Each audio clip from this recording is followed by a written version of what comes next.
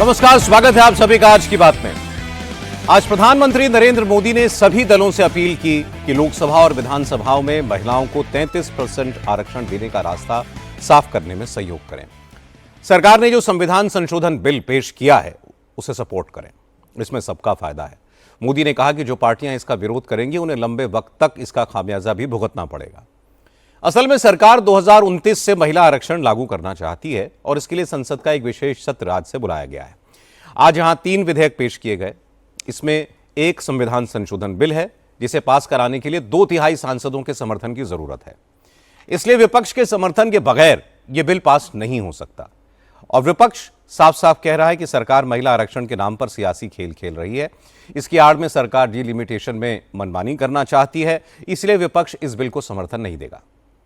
अब सवाल यह है कि फिर यह बिल पास होगा या नहीं, मतलब महिलाओं को 33% रिजर्वेशन मिलेगा या नहीं। अगर बिल पास हो गया तो क्या दक्षिण के राज्यों का लोकसभा में रिप्रेजेंटेशन कम हो जाएगा? क्या डिलिमिटेशन के जरिए विपक्ष को नुकसान पहुंचाने की कोशिश की जाएगी? जो 3 बिल पेश किए गए हैं उनमें ऐसी कौन सी बातें हैं जिन पर विपक्ष को ऐतराज है? विपक्ष की आपत्तियों का गृहमंत्री अमित शाह ने क्या जवाब दिया, यह सब आपको बताएंगे आज की बात में। लेकिन शुरुआत करते हैं प्रधानमंत्री नरेंद्र मोदी की बात से। मोदी ने आज इस मुद्दे पर सीधी और साफ बात की।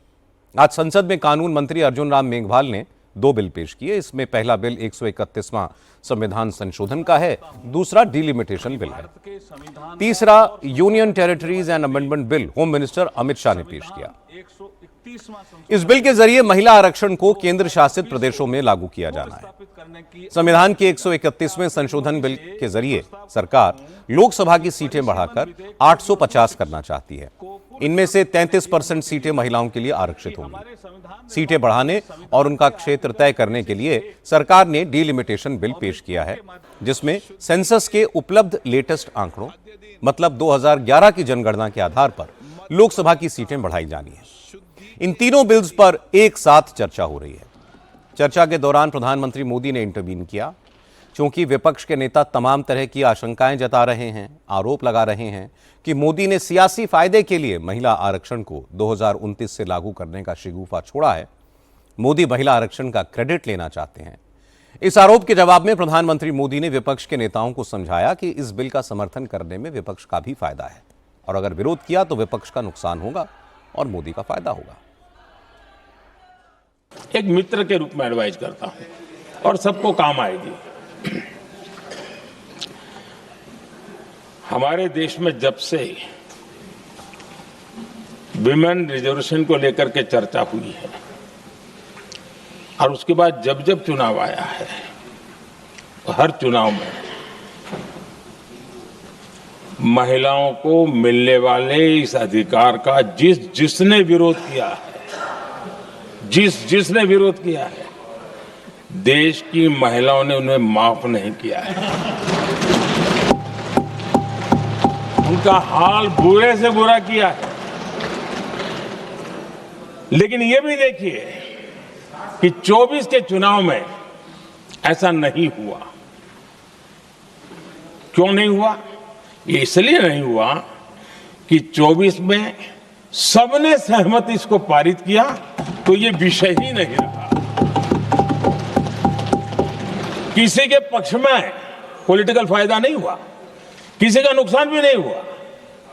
सहज रूप से जो मुद्दे थे उन मुद्दों के आधार पर चुनाव लड़ा, क्योंकि 24 में सब साथ में थे।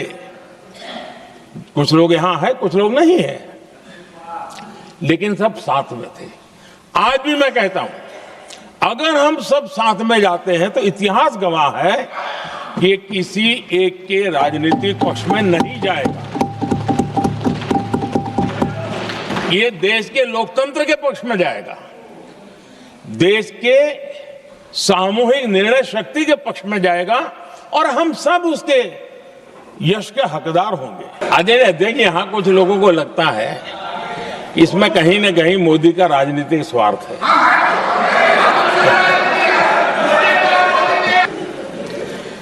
देखिए, इसका अगर विरोध करेंगे तो स्वाभाविक है कि राजनीतिक लाभ मुझे होगा, लेकिन साथ चलेंगे तो किसी को भी नहीं होगा, ये लिख के रखो। किसी को नहीं रहेगा, क्योंकि फिर अलग पहलू हो जाता है, फिर किसी को फायदा नहीं होता। चूंकि समाजवादी पार्टी और आरजेडी जैसे कई दल महिला आरक्षण के अंदर ओबीसी महिलाओं के लिए आरक्षण की मांग कर रहे हैं, आज प्रधानमंत्री ने इसका भी जवाब दिया। मोदी ने कहा कि एक बार महिलाओं को उनका हक मिलने तो दीजिए, आगे के फैसले नारी शक्ति खुद करेगी। जैसे ही मोदी ने यह बात कही तो समाजवादी पार्टी के सांसद धर्मेंद्र यादव खड़े हुए और कहा कि मोदी तो खुद पिछड़े वर्ग से हैं और पिछड़ों के अधिकारों का ख्याल नहीं रखना चाहते। धर्मेंद्र यादव की इस बात को मोदी ने पकड़ लिया और ऐसा जवाब दिया कि अखिलेश यादव को फिर हाथ जोड़ने पड़े। यहां मैंने सुना हमारे मुलायम सिंह जी थे, तब से एक विषय चला रहे हैं, उनके परिवार वाले पे भी चला रहे हैं। आप देश की बहनों पर भरोसा करो ना, उनकी समझदारी पर भरोसा करो। एक बार 33% बहनों को यहां आने दो, आकर के उनको निर्णय करने दो, किसको देना है किसको नहीं देना है, इस वर्ग को देना उस वर्ग को देना, करेंगे वो निर्णय। हम उनके सामर्थ्य पर आशंका क्यों करते भाई? एक बार आने तो दो, उनको आने तो दो।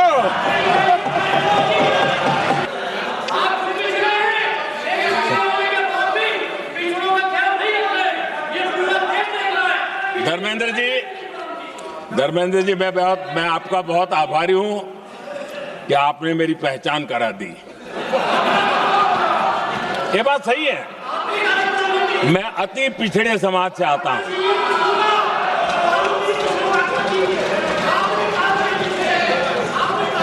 धर्मेंद्र जी, मैं आपका बहुत आभारी हूं और अखिलेश जी मेरे मित्र हैं तो कभी कभी मदद कर देते हैं।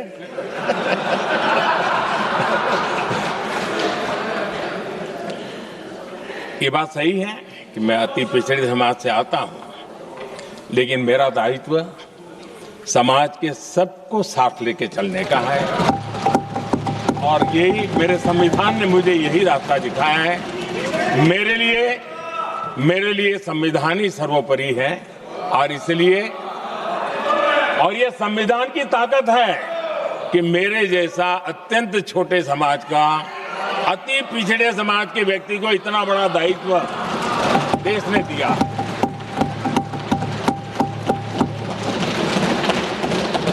और इसलिए मैं तो देशवासियों का ऋणी हूं और मैं तो संविधान निर्माताओं का ऋणी हूं। Congress, Samajwadi party, Trinamool Congress, left parties और खासकर डीएमके ये आरोप लगा रहे हैं कि सरकार सीटें बढ़ाने का जो फॉर्मूला लेकर के आई है उससे दक्षिण के राज्यों को नुकसान होगा। मतलब केरलम, तमिलनाडु, तेलंगाना जैसे राज्यों का लोकसभा में प्रतिनिधित्व घट जाएगा। इस पर प्रधानमंत्री ने कहा कि संसद में बैठे लोग पूरे देश के बारे में सोचते हैं, संविधान ने हमें यही जिम्मेदारी दी है, लेकिन वो इस बात की गारंटी देना चाहते हैं उत्तर, दक्षिण, पूरब, पश्चिम किसी राज्य का कोई नुकसान नहीं होगा। प्रधानमंत्री ने कहा वो वादा करते हैं कि किसी राज्य के साथ कोई भेदभाव, अन्याय नहीं होगा। मैं एक बात जरूर कहना चाहूंगा, यहां बैठकर के हमें किसी को संविधान ने देश को टुकड़ों में सोचने का अधिकार ही नहीं दिया है। जो शपथ लेके हम बैठे हैं ना, हम सबको एक राष्ट्र के रूप में विचार करना हमारा दायित्व बनता है। चाहे कश्मीर हो या कन्याकुमारी, हम टुकड़ों में न सोच सकते हैं न टुकड़ों में हम निर्णय कर सकते हैं। और इसलिए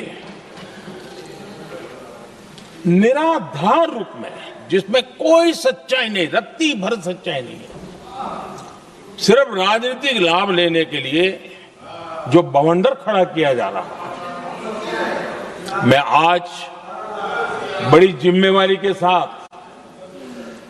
इस सदन में, इस पवित्र जगह से कहना चाहता हूं, चाहे दक्षिण हो, उत्तर हो, पूर्व हो, पश्चिम हो, छोटे राज्य हो, बड़े राज्य हो, मैं आज एक जिम्मेवारी से कहना चाहता हूं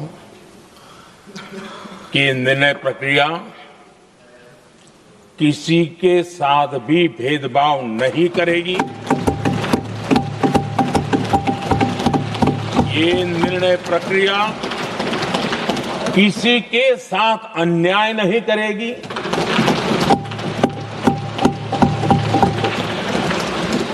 भूतकाल में जो सरकारें रही और जिनके कालखंड में जो परिसीमन हुआ और जो अनुपात उस समय से चला आ रहा है, उस अनुपात में भी कोई बदलाव नहीं होगा और वृद्धि भी उसी अनुपात में होगी।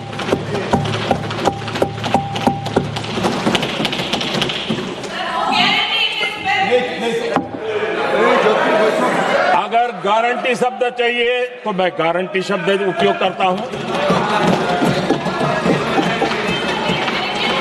वादा की बात करते हो तो मैं वादा शब्द उपयोग करता हूं,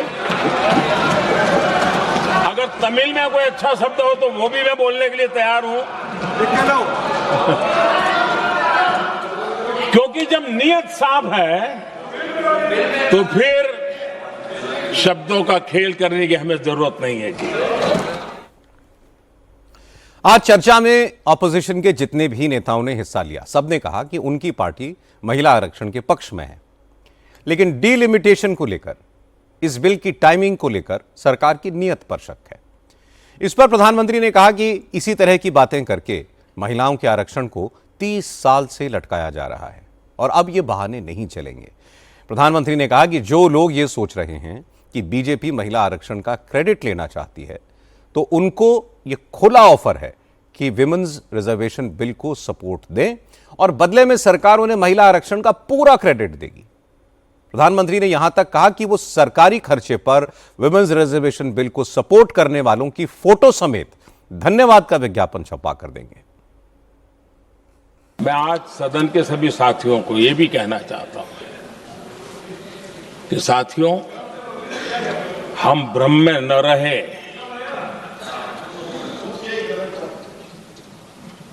हम उस अहंकार में न रहे, और मैं हम शब्द प्रयोग कर रहा हूं, मैं और तुम की बात नहीं कर रहा हूं, हम इस भ्रम में न रहे कि हम देश की नारी शक्ति को हम कुछ दे रहे हैं। जी नहीं, उसका हक है। और हमने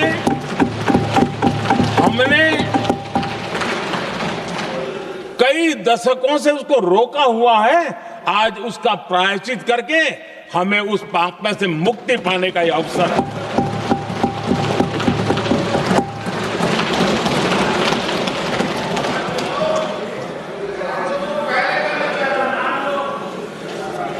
हम सब जानते हैं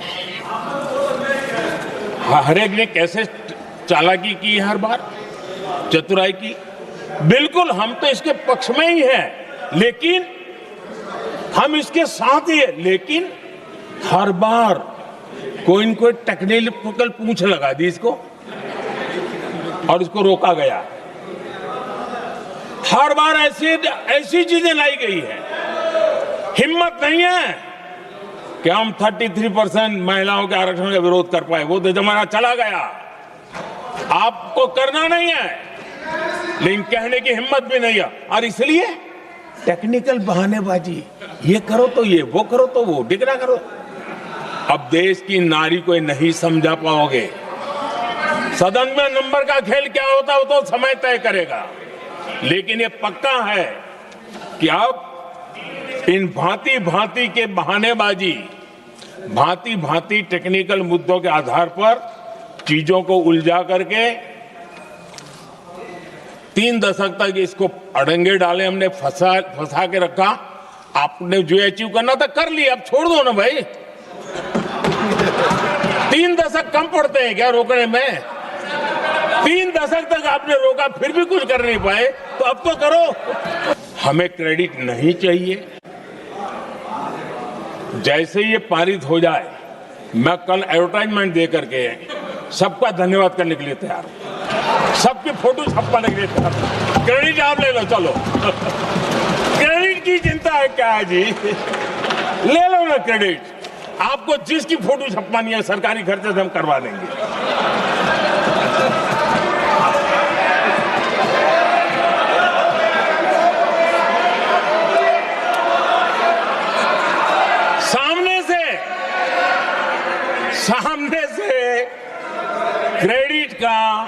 ब्लैंक चेक आपको दे रहा हूं।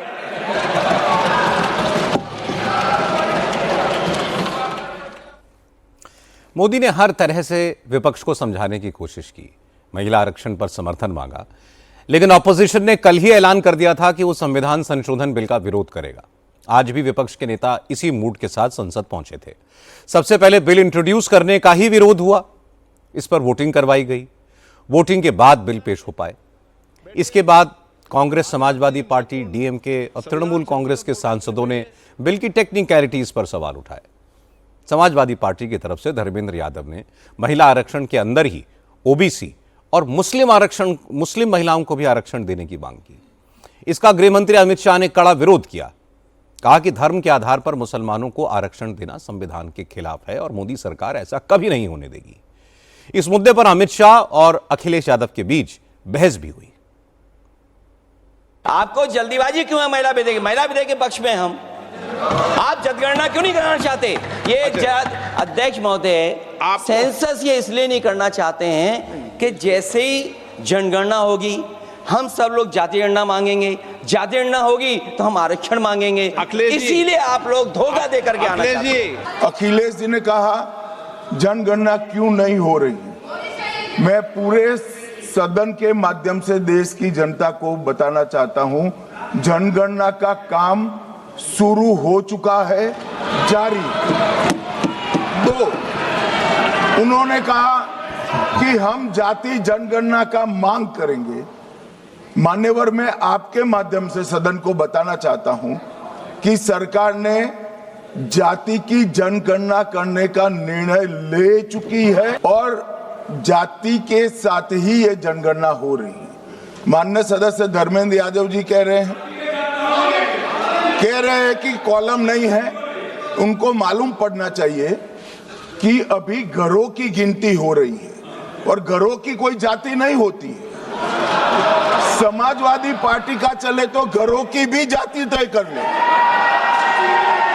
मान्यवर, जब व्यक्तियों की जनगणना होगी, नागरिकों की जनगणना होगी, तब उसमें जाति का कॉलम रखा है।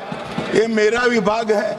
मैं सदन को आश्वस्त करना चाहता हूं कि ये जनगणना जाति जनगणना के साथ ही होने वाली है। धर्मेंद्र यादव जी ने एकदम गैर संवैधानिक बात करी, मुस्लिम महिलाओं को आरक्षण की। मान्यवर, हमारा संविधान किसी भी प्रकार के धर्म के आधार पर आरक्षण की कतई मंजूरी नहीं देगा। और मैं फिर से संकल्प सरकार का बताता हूं कि धर्म के आधार पर मुस्लिमों को किसी भी प्रकार का आरक्षण गैर संवैधानिक है, इसका सवाल ही पैदा नहीं होता है। अध्यक्ष महोदय, अनडेमोक्रेटिक बात माननीय मंत्री जी ने कही। हो सकता है उन्होंने धर्म की बात कही हो, लेकिन पूरा देश आधी आबादी को आरक्षण चाहता है। अध्यक्ष महोदय, मैं माननीय मंत्री से जानना चाहता हूं, क्या मुस्लिम महिला आधी आबादी में नहीं आती नहीं होनी ना देंगे। समाजवादी पार्टी सारी टिकटें मुस्लिम महिलाओं को दे दे, हमें कहां आपत्ति है? हमें कोई आपत्ति नहीं है। कांग्रेस पार्टी की तरफ से गौरव गोगोई, केसी वेणुगोपाल, मनीष तिवारी और प्रियंका गांधी बोले। प्रियंका गांधी ने सरकार के तीनों बिलों पर कड़ा ऐतराज जताया। प्रियंका ने कहा कि बंगाल और तमिलनाडु में वोटिंग से पहले जिस किस्म से जल्दबाजी में यह बिल लाया गया है, उससे सरकार की नीयत पर शक होता है। प्रियंका ने कहा कि सरकार विमेंस रिजर्वेशन के बहाने देश का लोकतांत्रिक ढांचा बर्बाद करना चाहती है। यह सारा खेल सत्ता पर कब्जा बनाए रखने का है। प्रियंका ने कहा कि अगर सरकार की नीयत साफ है तो सीटें बढ़ाने की जरूरत ही नहीं है। मौजूदा 543 सीटों में ही महिला आरक्षण लागू कर दे, अभी से लागू कर दे। इन्हीं 543 लोकसभा क्षेत्रों में से महिलाओं को 33% आरक्षण क्यों नहीं दिया जाए? अगर पद खोने का डर नहीं है तो कुछ लोग अपना पद खोलें।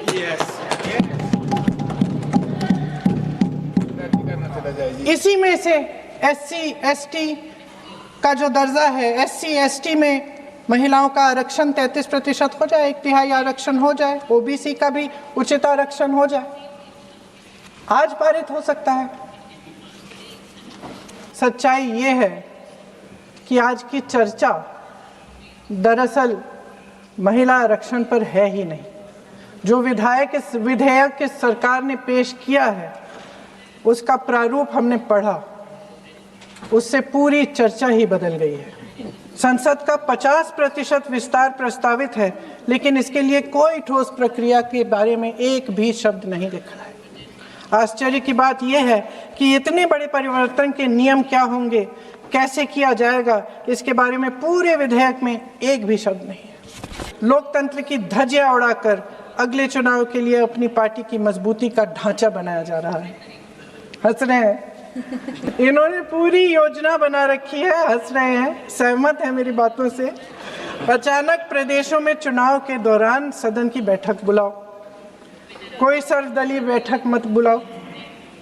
विधेयक का प्रारूप सिर्फ एक दिन पहले सार्वजनिक कर लो ताकि विपक्ष को कोई मौका न मिले कि इस पे चर्चा कर ठीक ढंग से हो। मीडिया और पब्लिक में पहले से ही चर्चा शुरू कर लो कि मोदी जी एक बहुत बड़ा कदम उठाने वाले हैं महिलाओं के उत्थान के लिए। ये विपक्षी दल के जो नेता हैं कुछ समझते नहीं हैं, राष्ट्र के हित में कुछ करते नहीं हैं, विरोध करेंगे। बेचारे मोदी जी इतना बड़ा कदम उठाने वाले हैं, सबको इनका साथ देना चाहिए राजनीति से ऊपर उठकर। और ये कर करके विपक्ष को धर्म संकट में डाल दो। एक तरफ महिला आरक्षण और दूसरी तरफ आपको काट पीट करने की, पूरे ढांचे को बदलने की स्वतंत्रता, ओबीसी वर्ग को नकारने की स्वतंत्रता। इसका मतलब ये है कि परिसीमन आयोग में सरकार द्वारा चुने गए 3 जने इस पूरे देश के प्रदेशों का वजूद, देश के लोकतंत्र में उनकी भागीदारी और उनका महत्व तय करेंगे। लोकतंत्र को खत्म करने की शुरुआत तो इस सरकार ने चुनाव आयोग, न्यायपालिका, मीडिया और अन्य संस्थाओं पर अपना पूरा दबाव डालकर शुरू कर ही लिया था, मगर अब लोकतंत्र पर खुला वार होने जा रहा है। अगर ये विधेयक पारित होता है तो समझ लीजिए कि इस देश में लोकतंत्र खत्म हो जाएगा। प्रियंका गांधी ने गृहमंत्री का नाम लेकर सवाल उठाए थे, इसलिए प्रियंका का भाषण खत्म होते ही अमित शाह ने जवाब दिया। अमित शाह ने कहा कि सरकार की नीयत पर शक करना बेकार है। 130 करोड़ की आबादी के जनमत को कोई पार्टी मैनिपुलेट नहीं कर सकती। जो ऐसी कोशिश करेगा उसको उसी तरह नुकसान होगा जिस तरह इंदिरा गांधी को इमरजेंसी लगाने की बात हुआ था। यहां पर कहा गया कि सत्ता बनाए रखने की लालसा में ला गया है। मान्यवर, ऐसा जो लोग कहते हैं कि कुछ नेता 130 करोड़ की आबादी के जनमत को मैनिपुलेट कर सकते हैं, वो हमारी शक्तियों के आकलन बहुत ज्यादा कर रहे हैं। हम तो उस बात में मानने वाले हैं, लोकतंत्र में सत्ता नागरिक के वोट से और नागरिक के दिमाग से ही तय होती है। राजनेता, राजनीतिक पार्टियां नहीं कर सकती। 130 करोड़ का जनमत कौन मैनिपुलेट कर सकता है ऐसा? और अगर कर पाते तो हम तो जीतते ही नहीं। आप सत्ता में बैठे थे, हम कैसे जीतते? मान्यवर, इमरजेंसी डालने के बाद भी जनमत मैनिपुलेट नहीं होता है, इस देश का इतिहास है। और जहां तक लोकतंत्र को खत्म करने की बात करी है, मैं भारतीय जनता पार्टी के कार्यकर्ता के नाते, इस सदन में एक सांसद के नाते कहता हूं, किसी की भी ताकत नहीं है इस देश से लोकतंत्र को खत्म करने की। जिन्होंने प्रयास किए हैं इमरजेंसी के वक्त, जनता ने उनको खत्म कर दिया था, लोकतंत्र को कुछ नहीं हुआ। और मान्यवर, लोकतंत्र इस तरह से खत्म नहीं है। ममता बनर्जी की पार्टी वैसे तो वुमेन्स रिजर्वेशन का सपोर्ट करती है, लेकिन संसद में टीएमसी ने भी सरकार के इन बिल्स का विरोध किया और उसका ऐलान किया। आज एक चुनावी रैली में ममता बनर्जी ने कॉन्स्टिट्यूशन अमेंडमेंट बिल को देश के लिए बहुत खतरनाक बताया। ममता ने कहा कि डिलिमिटेशन के बाद सरकार फिर एनआरसी करेगी, इसलिए चुनाव के बीच में संसद का स्पेशल सेशन बुलाया गया है। আর এখন বলছে বিল আনছে কি একসাথে মহিলাদের কত অসম্মান দেখুন। 33% রিজার্ভেশন উইমেন, মহিলাদের আমরা মন প্রাণ দিয়ে সমর্থন করেছি। আমি নিজেও পার্লামেন্টে অনেক লড়াই করেছি, আমাদের দলও লড়াই করছে। 33% রিজার্ভেশন করার বিল তো অনেক দিন ধরে পড়ে আছে, তা তুমি তার সাথে ডিলিমিটেশন কেন করছো? তার কারণ বাংলাকে তুমি ভাগ করার চেষ্টা করছো, সারা দেশকে ভাগ করার চেষ্টা করছো, কেটে কেটে খণ্ড খণ্ড করার চেষ্টা করছো। তাই দুটো মহিলা আর ডিলিমিটেশন একসাথে হতে পারে না। মহিলা বিল আলাদা বিল, ডিলিমিটেশন বিল আলাদা বিল। এটা আপনাদের ভোট কাটবার যাদের ভোটও আছে এবং এনআরসি করার একটা চক্রান্ত এবং পরিকল্পনা, এই পরিকল্পনায় পা দেবেন না। ममता बनर्जी कह रही थी कि टीएमसी ने तो हमेशा ही विमेंस रिजर्वेशन को सपोर्ट किया है, लेकिन महिला आरक्षण और डिलिमिटेशन को जबरदस्ती जोड़कर सरकार ने अपनी असली नीयत दिखा दी। वो साउथ और नॉर्थ ईस्ट के स्टेट्स को कमजोर करना चाहती है। ममता ने कहा कि डिलिमिटेशन के बाद सरकार फिर एनआरसी करेगी और इससे सबको सावधान रहना चाहिए। कॉन्स्टिट्यूशन अमेंडमेंट बिल का सबसे ज्यादा विरोध तमिलनाडु, कर्नाटक, केरलम और तेलंगाना में हो रहा है। तमिलनाडु के मुख्यमंत्री स्टालिन ने आज से कॉन्स्टिट्यूशन अमेंडमेंट बिल के विरोध का अभियान शुरू किया है। आज स्टालिन की अपील पर डीएम के समर्थकों ने अपने अपने घरों पर काले झंडे लगाकर बिल के विरोध की शुरुआत की। खुद स्टालिन आज काले कपड़े पहनकर अपने घर पर ब्लैक फ्लैग लगाते दिखे और उसके बाद कॉन्स्टिट्यूशन अमेंडमेंट बिल की कॉपी जलाई। डीएमके के सभी सांसद आज पार्लियामेंट में भी काले कपड़े पहनकर पहुंचे थे। दक्षिण के राज्यों का कहना है कि मौजूदा बिल पारित हुआ और 2011 के सेंसस के आधार पर डिलिमिटेशन हुआ तो सदर्न स्टेट्स की पॉलिटिकल पावर घट जाएगी। डीएमके ने आरोप लगाया कि महिला आरक्षण के नाम पर सरकार साउथ की स्टेट्स की ताकत छीनने की साजिश कर रही है। डीएमके सांसद ए राजा ने कहा कि ये पूरी प्रक्रिया ही असंवैधानिक है, लेकिन सरकार किसी की बात सुनने के लिए तैयार ही नहीं है। Delimitation bill and the constitutional amendment bill. The procedure contemplated in the book is the delimitation bill is a statutory measures that has to be passed in the parliament. Then the president assent is essential. Thereafter only the question of constitutional amendment will arise. It is a complete mockery as per the text to take the constitutional amendment bill and the delimitation together. I raised the issue with the speaker. The speaker is not giving any proper direction. In spite of that, they wanted to bulldoze everything. This is completely undemocratic. This is completely illegal. We will oppose it. ए राजा कह रहे थे कि delimitation bill pass होने के बाद उसे राष्ट्रपति की मंजूरी मिलनी चाहिए, उसके बाद ही संविधान में संशोधन का बिल लाया जा सकता है। लेकिन सरकार सब कुछ एक साथ बुलडोज करने की नीयत से ला रही है। स्पीकर भी विपक्ष के ऐतराज नहीं सुन रहे हैं। ए राजा ने कहा कि उनकी पार्टी सरकार के इस असंवैधानिक कदम का विरोध करेगी। वैसे तो तीनों बिल्स पर चर्चा का जवाब गृहमंत्री अमित शाह कल देंगे, लेकिन दक्षिण के राज्यों की आशंकाएं दूर करने के लिए उन्होंने आज ही डिटेल में बताया कि लोकसभा सीटों की संख्या में 50% की बढ़ोतरी से कर्नाटक, केरलम, तेलंगाना और तमिलनाडु जैसे स्टेट्स को नुकसान नहीं बल्कि फायदा होगा। लोकसभा में उनकी ताकत या तो पहले जैसी ही रहेगी या बढ़ जाएगी। मान्यवर, मैं बिल जो सदन के सामने है, अब सदन की प्रॉपर्टी है, इसका प्रैक्टिकल इंटरप्रिटेशन कर कुछ चीजों को मैं बताना चाहता हूं। कर्नाटक राज्य में 543 के सदन में अभी 28 सीटें हैं और सदन की 543 सीटों की संख्या के 5.15% कर्नाटक के सांसद यहां पर आते हैं। ये बिल पारित होने के बाद, संविधान संशोधन होने के बाद कर्नाटक की संख्या हो जाएगी 28 से बढ़कर 42 और प्रतिशत लोकसभा में 816 में हो जाएगा 5.14। तो जरा भी नुकसान कर्नाटक को नहीं होगा। दूसरा राज्य है आंध्र प्रदेश। इनकी अभी 25 सीटें हैं आंध्र प्रदेश की और अब की स्थिति में उसका प्रतिशत प्रतिनिधित्व 4.60 है, 4.60। अब इसमें भी 50% लगभग वृद्धि होगी तो सीटें हो जाएगी 38 और 4.60 की जगह 4.65% उनकी शक्ति हो जाएगी।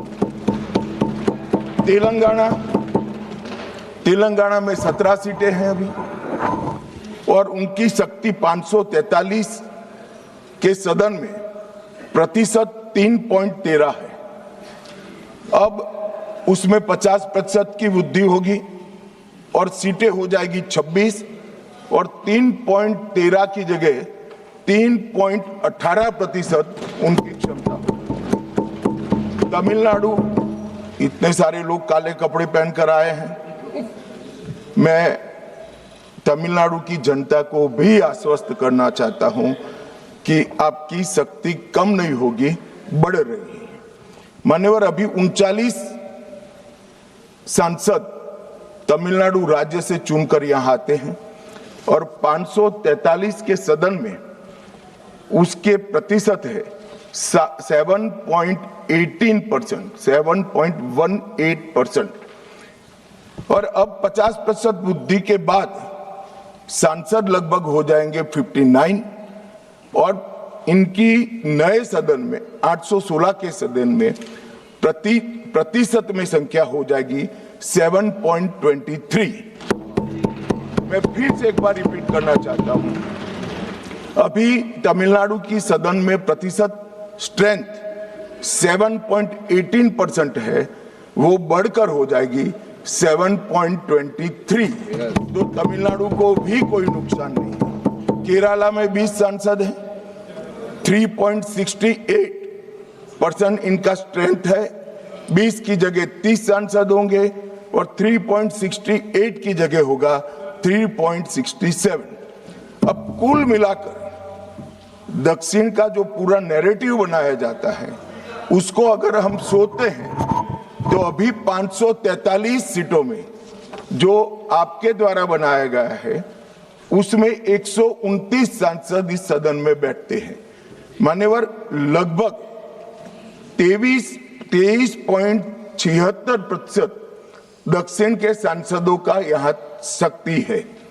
अब 50% वृद्धि होने के बाद 129 की जगह 195 सांसद बैठेंगे और उनकी शक्ति 23.97% मतलब 24% होगी।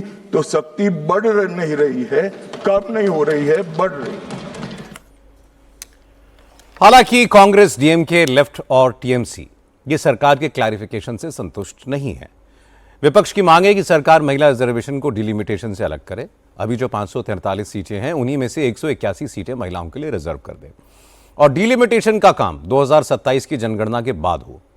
लोकसभा में कांग्रेस के डेप्यूटी लीडर गौरव गोगोई ने कहा कि विमेंस रिजर्वेशन की आड़ में बीजेपी असल में वही खेल खेलना चाहती है जो उसने अपने फायदे के लिए जम्मू कश्मीर और असम में खेला। ये क्या तरीका है कि महिला आरक्षण को लागू करने के लिए आप एक डिलिमिटेशन को बुलडोज कर रहे हो, आप डिलिमिटेशन। आप जो ये बिल में आप जो ये संख्या लाए हो क्लॉज 3 में कि आर्टिकल 81 ऑफ कॉन्स्टिट्यूशन में संशोधन आना चाहिए कि 815 मेंबर्स आने चाहिए, कहां से आया ये संख्या किसने निर्धारित किया? सरकार। और इसीलिए तो हम इस बिल का विरोध कर रहे हैं। जम्मू कश्मीर के जब आपने परिसीमन की तो वहां पे आपने डिलिमिटेशन कमीशन बैठाई और वहां पर आपने सेंसस, कौन से सेंसस का आपने इस्तेमाल किया? 2011 का। और दूसरे तरफ आपने असम में परिसीमन की, वहां पर परिसीमन की दायित्व खुद केंद्र चुनाव आयोग ने ले ली और वहां पर परिसीमन के सेंसस के आधार पर हुआ 2001 पर। डिलिमिटेशन का तात्पर्य क्या था कि हर जो क्षेत्र हो, चाहे लोकसभा क्षेत्र हो चाहे विधानसभा क्षेत्र हो, उसकी जनसंख्या लगभग समान होनी चाहिए। मैं बताऊं असम में क्या हुआ। असम में एक लोकसभा है 14 लाख लोगों का और एक लोकसभा है 26 लाख लोगों का। अब यही चीज जो उन्होंने असम में किया, जो उन्होंने जम्मू कश्मीर में किया, अब महिला आरक्षण के द्वारा पूरे देश में यह कहना चाहते हैं। कितनी शर्मनाक बात है कि हमारी पार्टी कांग्रेस पार्टी महिला आरक्षण के पक्ष में हैं। हम दोबारा आपको कह रहे हैं, लाइए महिला आरक्षण, हम इसके विरोध में नहीं हैं। महिला आरक्षण लाइए, लेकिन ये परिसीमन के अटकेले और इस परिसीमन के जाल से इसको बाहर निकालिए। गौरव गोगोई ने पूछा कि लोकसभा की सीटों की संख्या 850 करने का फैसला सरकार ने किस बेसिस पर किया। 850 का आंकड़ा सरकार के पास आया कहां से? अमित शाह ने इसका भी जवाब दिया। होम मिनिस्टर ने कहा कि जहां तक डिलिमिटेशन की बात है तो सरकार का उसमें कोई रोल नहीं है। डिलिमिटेशन का जो कानून कांग्रेस के वक्त बना हुआ था, सरकार ने उसमें कोई परिवर्तन नहीं किया है। मान्यवर, उन्होंने कहा कि 850 का आंकड़ा कहां से आया, ये मैं समझाता हूं। 850 का जो आंकड़ा है मान्यवर, वो इस तरह से बना है कि काल्पनिक रूप से सोच ले कि 100 सीटें हैं, अगर 33% माताओं को, मातृशक्ति को आरक्षण देना है तो उसमें 50% बढ़ाते हैं तो सीटें होती है 150, और 150 जब होती है इसका 33% करते हैं तो 100 सीटें ऑटोमेटिकली हो जाती हैं। जो 543 सदस्य बैठे हैं, इसमें 50% वृद्धि होगी। इसका 33% जब माताओं के लिए रिजर्व हो जाएगा, तब 543 की 43 ओपन सीटें होगी जहां पर भी महिलाएं लड़ सकती। तो ये 50% इस तरह से आया है, और 850 है वो राउंड ऑफ फिगर है। 816 एग्जैक्ट संख्या होगी। ये फिर से पूछेंगे कि ऐसा क्यों किया है, तो अभी भी राउंड ऑफ फिगर जो है ये 543 नहीं है, 543 से ज्यादा ही है। इन्होंने कहा कि ये बिल में लिखा नहीं है। सांसद ज्योतिमणि और दक्षिण के कई सारे सांसदों ने कहा, मेरा कल समय ले ले, मैं पढ़वा दूंगा। वैसे समय लेने की जरूरत भी नहीं है, कल मैं सदन के सामने ये डिटेल पूरा देश समझ पाए इस तरह से समझा दूंगा। मान्यवर, डीलिमिटेशन कमीशन का जिक्र आया कि डीलिमिटेशन कमीशन में आप आपके लोग बिठा दोगे, ये करोगे, वो करोगे। तो मैं माननीय सदस्य प्रियंका जी को कहना चाहता हूं, हमने डीलिमिटेशन कमीशन एक्ट के अंदर कोई बदलाव नहीं किया है। फुल स्टॉप कोमा में आपका डीलिमिटेशन कमीशन एक्ट को हमने रिपीट किया है। अगर आपने उस वक्त मैनिपुलेशन किया है तो मैं इतना कह सकता हूं, आप कह रही हो कि इससे मैनिपुलेशन होगा, तो आपने अगर उस वक्त ये एक्ट का उपयोग कर कर मैनिपुलेशन किया होगा तो मैं इतना कर सकता हूं कि हम नहीं करेंगे। एक वाक्य आया कि तमिलनाडु, बंगाल में चुनाव हो रहे हैं और ये नया एक्ट आ गया। मैं स्पष्टता से कह देता हूं कि ये डीलिमिटेशन कमीशन की जो रिपोर्ट तभी लागू होगी जब पार्लियामेंट इसको स्वीकार करके करेगी और राष्ट्रपति महोदय इस पर अपना मंजूरी का मोहर लगाएंगी। तो ये 2029 के पहले होने का सवाल नहीं है। 29 तक भी जो चुनाव होंगे वो सारे पुरानी सीटों पर ही होंगे, पुरानी व्यवस्था में होंगे। तो अखिलेश जी को भी डरने की जरूरत नहीं है। विपक्ष ने जितने सवाल उठाए, जो भी आशंकाएं जताई, उनमें से ज्यादातर का जवाब होम मिनिस्टर अमित शाह ने दे दिया। कल और डिटेल में वो जवाब देंगे। प्रधानमंत्री मोदी ने विपक्ष से समर्थन की अपील की है, सियासी नफे नुकसान के बारे में भी समझाया है, ऑपोजिशन को महिला आरक्षण का क्रेडिट देने का ऑफर भी दिया है, दक्षिण के राज्यों के हक की सुरक्षा की गारंटी दी है। लेकिन इसके बाद भी ऑपोजिशन के रुख पर कोई असर नहीं दिखा।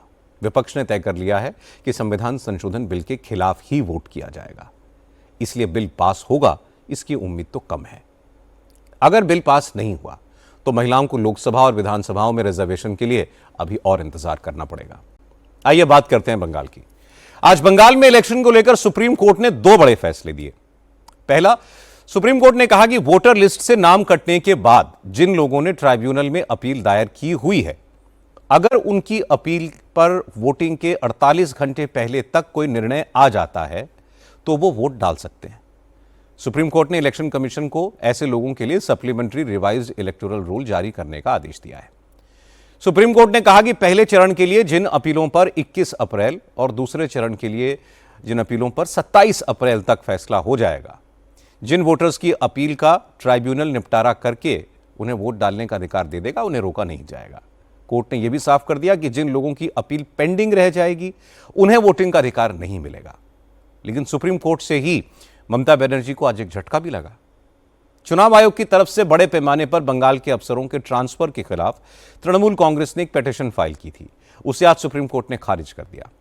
Chief justice Suryakant, justice Joymalya Bagchi और जस्टिस बिपुल एम पांचोली की बेंच ने कहा कि इलेक्शन से पहले अफसरों का ट्रांसफर एक रूटीन बात है, पहले भी होता आया है, इसलिए सुप्रीम कोर्ट इसमें दखल नहीं देगा। सुप्रीम कोर्ट के इस फैसले पर तो ममता की पार्टी के नेता खामोश रहे, लेकिन वोटर लिस्ट के मामले में जो फैसला आया है उसे तृणमूल कांग्रेस ने अपनी बड़ी जीत बताया और इस जीत का क्रेडिट ममता बनर्जी को दिया।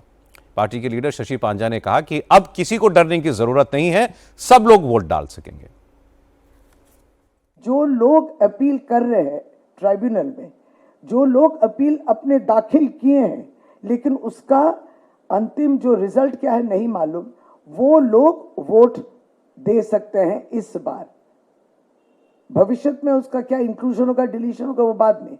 ये बहुत बड़ी खुशी की खबर है क्योंकि लोग आतंकित थे, बहुत डरे हुए थे, क्योंकि भारतीय जनता पार्टी का हर नेता नाम निकालने के लिए दिन रात एक कर दिए हैं, जो डिपोर्ट, डिलीट, डिपोर्ट, हटा दो, देश से भगा दो, ये सब करेंगी। या बिहार में डिलीशन जो हुआ है उनके राशन बंद कर दो, उनके जो बेनिफिशियरीज जो उनको मिलते थे स्कीम बंद कर दो। इस तरीके की सोच जो बीजेपी रखती थी, आज सुप्रीम कोर्ट ने अपनी इस ऑर्डर द्वारा ममता दीदी के लड़ाई को जो है मान्यता मिली है। ममता दीदी की इन कोशिशों की वजह से हम लोग एक justice, we can now see justice. Supreme court का आदेश आने के बाद ममता बनर्जी ने भी बीजेपी और चुनाव आयोग पर तीखा हमला किया। ममता बनर्जी ने कहा कि चुनाव आयोग की मदद से बीजेपी बंगाल में चुनाव चोरी करने की कोशिश कर रही है, दूसरे राज्यों से फर्जी वोटर लाए जा रहे हैं, सेंट्रल फोर्सेस को तैनात करके बंगाल के लोगों को डराया जा रहा है, तृणमूल कांग्रेस के कार्यकर्ताओं को वोटिंग से पहले गिरफ्तार करने की भी साजिश है। ममता ने कहा कि बंगाल के लोग खामोश नहीं बैठेंगे, उन लोगों को सबक सिखाएंगे जो बंगाल के लोगों की नागरिकता पर सवाल उठा रहे हैं। তৃণমূলের কর্মীদের অ্যারেস্ট করবে, মধ্যরাতে এজেন্টদের অ্যারেস্ট করবে, মানুষকে অ্যারেস্ট করবে, গন্ডগোলের নামে এনআইএ দিয়ে কেস দেবে। দিল্লি থেকে এলো ভাই, মোটা ভাই, সাথে এলো ইডি সিবিআই। দিল্লি থেকে এলো গাই, সাথে এলো ইডি সিবিআই, সাথে আছে এনআইএ, সব নাচছে ধেই ধেই। ওদের বলি 4 তারিখের পরে তোমাদের মুখোশ টেনে খুলে দেব। আসাম থেকে তুমি পাঠাচ্ছ আজকে কুচবিহারে এনআরসির নোটিশ, লজ্জা করে না? আসামে ভোট করেছো কি করে? বাইরে থেকে লোক নিয়ে গিয়ে ট্রেনে করে ভোট করেছো। আসাম বর্ডার সাবধান, রেলে কারা আসছে যাচ্ছে দেখে রাখবেন। আজই যদি আগামী দিন মনে করেন অত্যাচার নয়, অনাচার নয়, দুরাচার নয়, ব্যভিচার নয়, স্বৈরাচার নয়, এই ভোট কাটারি যাদের লাইনে দাঁড় করিয়ে প্রমাণ করতে হচ্ছে আমরা ভারতীয় কিনা, আমরা বাংলায় বাস করি কিনা। ममता बनर्जी ने कहा कि ये लोग तृणमूल कार्यकर्ताओं को गिरफ्तार करेंगे, आधी रात में बूथ एजेंट्स को अरेस्ट करेंगे, गड़बड़ी के नाम पर एनआईए से झूठे केस दर्ज कराएंगे। ममता ने कहा कि अमित शाह दिल्ली से ईडी सीबीआई को साथ लेकर आए हैं और सब मिलकर तांडव कर रहे हैं, लेकिन मैं 4 मई के बाद इन सब का मुखौटा खींच कर उतार दूंगी। ममता बनर्जी ने कहा कि बीजेपी को शर्म नहीं आती, ये लोग असम से कूच बिहार में एनआरसी का नोटिस भेज रहे हैं। असम में ट्रेन भरकर बाहर से वोटर आए और बीजेपी जीत गई, इसलिए सभी को सावधान रहना है, कौन आ रहा है, कौन जा रहा है, इस पर नजर रखनी है। ममता बनर्जी ने कहा कि उनकी लड़ाई सिर्फ अत्याचार, अनाचार, दुराचार, तानाशाही के खिलाफ है। उनकी लड़ाई ऐसे लोगों के खिलाफ भी है जिन्होंने लोगों को लाइन में लगाकर उनसे भारतीय होने के सबूत मांगे थे। ममता ने बीजेपी पर असम से फर्जी वोटर बंगाल में लाने का आरोप इसलिए लगाया क्योंकि आज हिमंता बिस्वा शर्मा कैंपेन के लिए बंगाल में थे। कूच बिहार की रैली में हिमंता ने बांग्लादेशी घुसपैठियों का मुद्दा उठाया। हिमंता ने कहा कि उन्होंने असम में बांग्लादेशी घुसपैठियों का जीना मुहाल कर दिया है और ममता ने बंगाल को घुसपैठियों का स्वर्ग बना दिया है, इसलिए ममता असम के लोगों से चिढ़ती हैं। हिमंता ने कहा कि बंगाल में अगर हिंदुओं को चैन से रहना है तो ममता को सत्ता से हटाना जरूरी है। असम में मैं पूरा ताला लगा दिया हूं। अगर एक बांग्लादेशी आते हैं तो मैं लात मार के राधी इसको भेज देता हूं, चलो तुम चले जाओ अपना जगह में। लेकिन मैं क्या करूं, असम का और मैं भगा देता हूं और ममता जी बांग्लादेशियों को पश्चिम बंगाल में दुल्हन जैसे बुला के लेके आते हैं। अगर टीएमसी और ममता बनर्जी रहे ना 20 साल का अंदर हमारा हालत बांग्लादेश से भी ज्यादा खराब होने वाला है, ज्यादा खराब होने वाला है। ये ममता जी पश्चिम बंगाल और पूरा देश को बांग्लादेशी मुसलमान को बिक्री करके ही छोड़ेगा, तब तक वो शांत नहीं होगा। भाइयों और बहनों, हमें जिंदा रहना है कि नहीं है? हमें जिंदा रहना है कि नहीं है? अगर हमें जिंदा रहना है तो हमें टीएमसी को पॉलिटिकली मारना पड़ेगा। अगर टीएमसी पॉलिटिकली नहीं मरेगा तब तक हम लोग जिंदा नहीं रह पाएगा। पश्चिम बंगाल या असम में या तो हम जिंदा रहेगा या तो बांग्लादेशी मुसलमान लोग जिंदा रहेगा, दोनों एक साथ जिंदा हो ही नहीं सकता है। इसके बाद हिमंता ने मांस मछली की बात की। हिमंता ने कहा कि ममता बंगाल के लोगों को यह कहकर भड़का रही हैं कि बीजेपी अगर सत्ता में आई तो मांस मछली की बिक्री बंद कर देगी, लेकिन असम में तो बीजेपी की ही सरकार है, वहां तो मांस मछली की बिक्री पर कोई पाबंदी नहीं है। हिमंता ने कहा कि यह सच है कि बीजेपी आएगी तो गौ हत्या पर पाबंदी लगाएगी। ममता को इसी से दिक्कत है, क्योंकि गौ हत्या बंद होने से ममता के प्यारे बांग्लादेशी घुसपैठियों का कारोबार बंद हो जाएगा, ममता के सिंडिकेट की कमाई बंद हो जाएगी। ममता जी क्या बोल रहे हैं कि मांस मांस सब बंद हो जाएगा, तो मैं ममता जी को बोलता हूं कि आप असम आइए, आपको बहुत बढ़िया मटन और चिकन खिला दूंगा मैं, है ना। ये सब जो बात बोलते हैं ना कि बीजेपी आने से मांस मांस नहीं चलेगा, ये पूरा फालतू की बात है। आप लोग धुबरी में जाइए, ग्वालपारा में जाइए, जितना इच्छा इतना मांस मांस खा के आइए। बीजेपी का सरकार वहां बना हुआ है, कोई मना नहीं है। क्या मना है? गो मांस मत खाइए। क्या मना है? वहां जाके गो मांस मत खाओ। तो ममता जी इसीलिए नाराज होते हैं, बीजेपी का सरकार आने में गो मांस वाला व्यापार बंद हो जाएगा। उनको नहीं चाहिए, उनको चाहिए कि लोगों को बांग्लादेश तक हम गो मांस का तस्करी चलते रहे और हमारा तिजोरी में पैसा आते रहे। आज योगी आदित्यनाथ ने बंगाल की कानून व्यवस्था, महिलाओं के खिलाफ अपराध, हिंदुओं के त्योहारों पर पाबंदी और मुस्लिम तुष्टीकरण जैसे मुद्दे उठाकर ममता बनर्जी पर तीखे हमले किए। योगी ने कहा कि ममता बनर्जी की पार्टी के जो गुंडे पिछले 15 सालों से टोलाबाजी टैक्स वसूल रहे थे, सिंडिकेट चला रहे थे, अब चुनाव के दौरान तृणमूल कांग्रेस के वही गुंडे लोगों को डराने की कोशिश कर रहे हैं, उन्हें धमकियां दे रहे हैं। योगी ने कहा कि बंगाल के लोगों को ममता के गुंडों से डरने की जरूरत नहीं है, क्योंकि तृणमूल कांग्रेस के माफिया और गुंडों का वक्त पूरा हो चुका है। बंगाल में बीजेपी की सरकार बनेगी, उसके बाद तृणमूल कांग्रेस के गुंडों का अच्छे से इलाज होगा। आप चिंता मत करिए, टीएमसी के गुंडे क्या कह रहे हैं, भयभीत मत होइए। कोई माफिया क्या कह रहा है, उससे भयभीत होने की आवश्यकता नहीं। कोई मौलाना क्या पक रहा है, उससे चिंता करने की आवश्यकता नहीं। आने दीजिए डबल इंजन की बीजेपी की सरकार को, ये सभी आपकी चाटकारिता करते हुए दिखाई देंगे। आपके लिए बंगाल की सड़कों पर झाड़ू लगाते हुए दिखाई देंगे ये सभी लोग,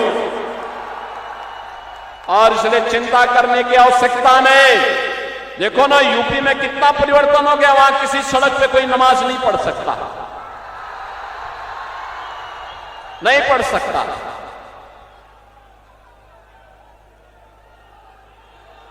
वहां पर्व और त्योहार शांतिपूर्ण तरीके से मनाए जाते हैं,